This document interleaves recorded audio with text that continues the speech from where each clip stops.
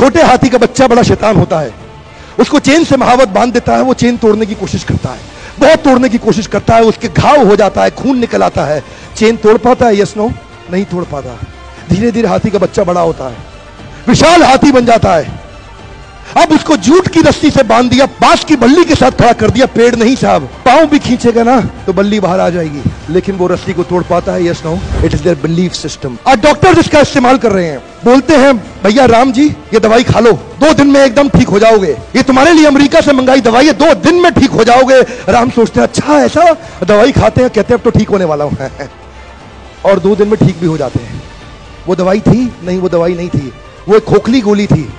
इसको बोलते हैं placebo effect. It is their belief system. ये माइंड इतना पावरफुल है ना, इस माइंड की मदद से ही आदमी, it can break you, it can make you, you can become strongly mental और you can become mentally strong. You can have a hopeless end और you can have an endless hope.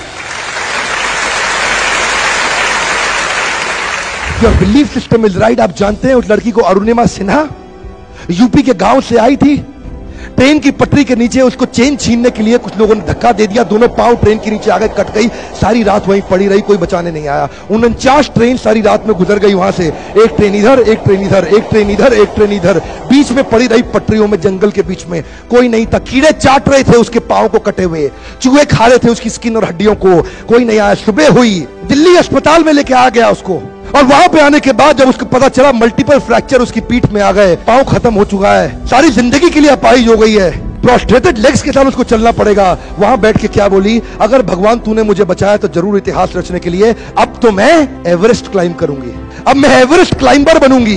बछेंद्रिय पाल के पास गई, बछेंद्रिय पाल ने क्या कहा, तूने ऐसी अवस्था में एवरेस्ट क्लाइंब करने के लिए सोच लिया, तू तो एवरेस्ट क्लाइंब कर चुकी है, अब तो दुनिया को तारीख पता लगना बाकी रह गया है। और जानते हैं, एक एक करके न केवल उसने माउंट एवरेस्ट बल्कि 7 पीक दुनिया की पार कर ली। आज एनडीए गवर्नमेंट में उसको पद्मश्री अवार्ड मिला है। साहब, आदमी विकलांग शरीर से नहीं होता है, मन से होता है। अगर मन से विकलांग हो गया तो हमेशा के लिए विकलांग हो गया।